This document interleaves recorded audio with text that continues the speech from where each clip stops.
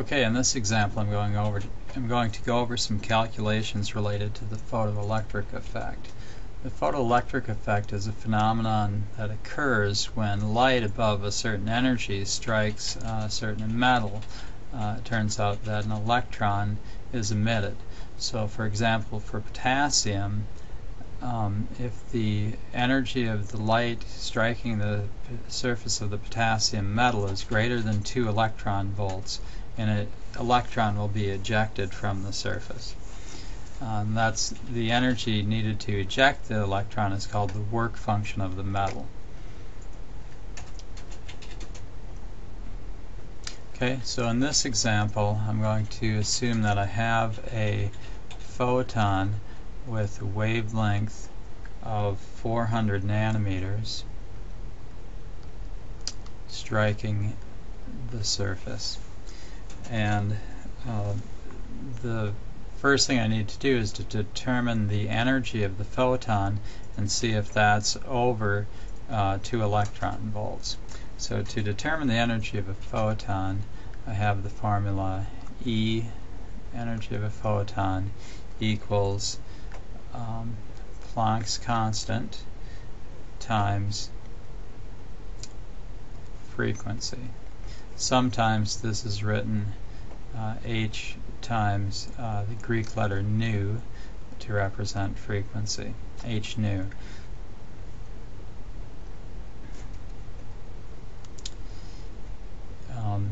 Now I'm given the wavelength, so I don't have the frequency yet, so I have to determine that, but I can use the propagation, the formula for the propagation of light to calculate the frequency of the light. So the formula for propagation of light is C equals lambda times frequency, or wavelength times frequency, and I can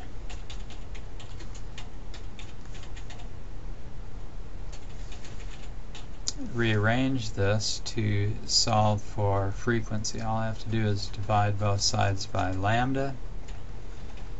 It cancels from this side, and I have a new formula, which is frequency equals C over lambda. Since this is a photon, that means that C is the speed of light, which is a constant. The speed of light in a vacuum is 2.998 times 10 to the 8th meters per second. And the wavelength here is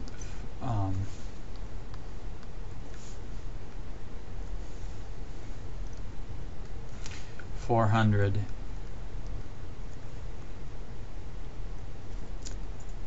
nanometers, and I'm just going to convert that directly to meters. That's 400 times 10 to the minus 9 meters, and so I can do that calculation.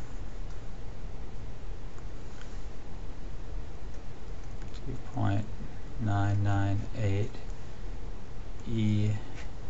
E8 divided by 400 E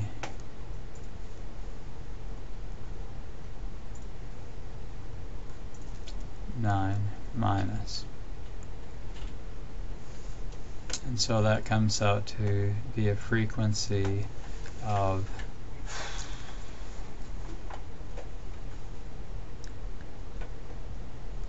7.495 times 10 to the 14th. And if I look at the units here, the meters cancel, I'm left with units of per second. And another way to write units of per second is hertz. So we can write 7.495 times 10 to the, just going to move this over, 10 to the 14th hertz.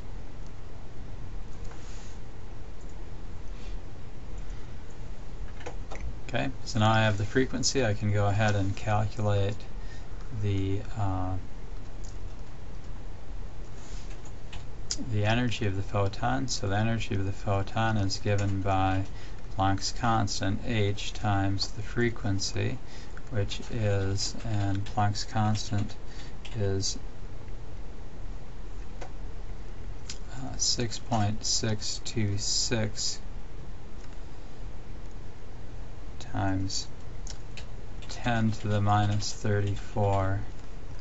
And the units for Planck's constant are meters squared kilograms per second. And that's multiplied by the frequency, which is 7.495 times 10 to the 14th hertz, or per second. So if I do that calculation,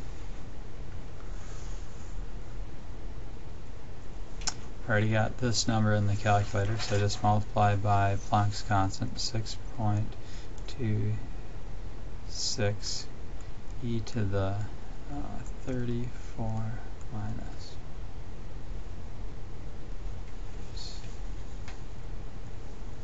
Missed one of the numbers. 626 e to the 34 minus. Enter, and so that comes out to be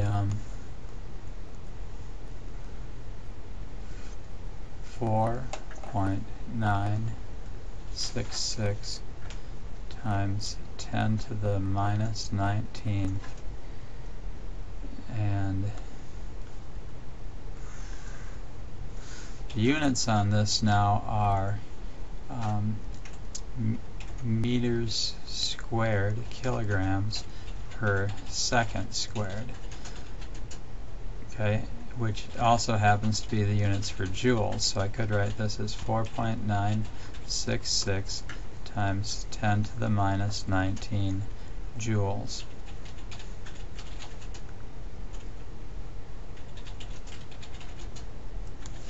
Okay, and so if I wanted to, I could convert this to this energy unit in joules to an energy unit in electron volts, and I do want to do that, so I'm going to do that conversion. So if I take 4.966 times 10 to the minus 19 joules and convert that, now there's 1 electron volt in 1.602 times 10 to the minus 19 joules. Okay, I need to convert this to electron volts because the work function of the potassium up here is given in electron volts. Okay.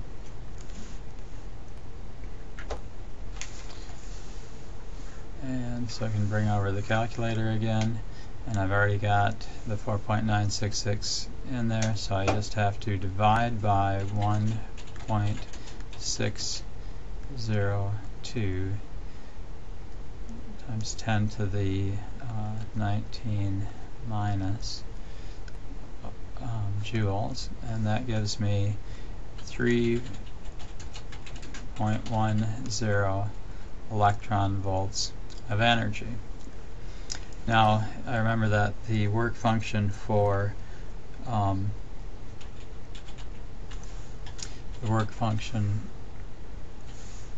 potassium is 2 electron volts, and so the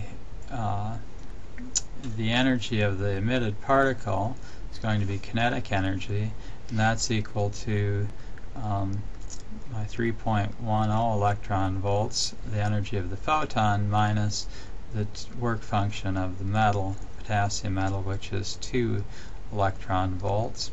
And so that equals 1.10 electron volts net kinetic energy that the emitted electron will have.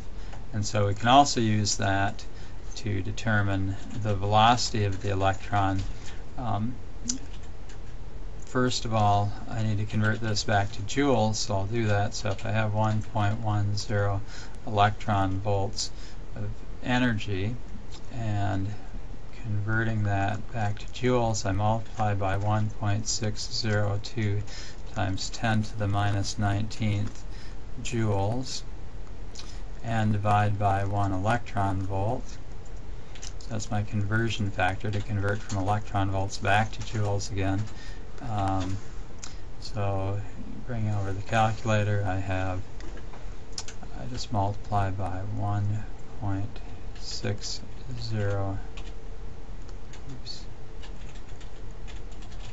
I have to enter, I'm just going to clear this all out. I have 1.1 electron volts, and then I multiply by 1.602 e to the 19th minus.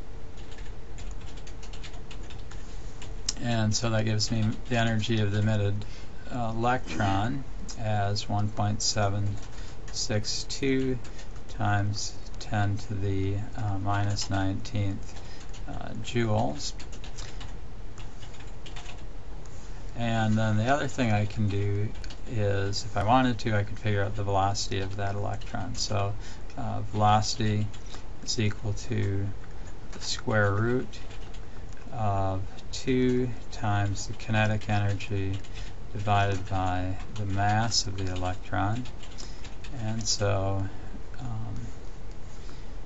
in this case I can plug in my numbers. So I have 2, I have 1.762 times 10 to the minus 19th joules, and the mass of the electron is 9.11 times 10 to the minus 31 kilograms. Okay, so I already have this number in the calculator, so I multiply by 2, divide by 9.11 e to the 31 minus, enter, and so that's the square root of 386 times 10 to the 369, 10 to the 9th.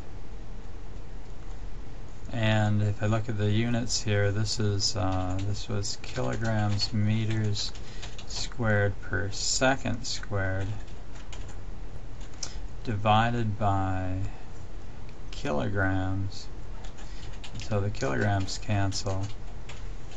And so if I look at taking the square root of 386 e to the 9,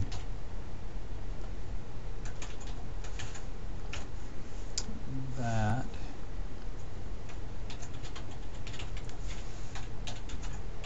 is equal to 621,000.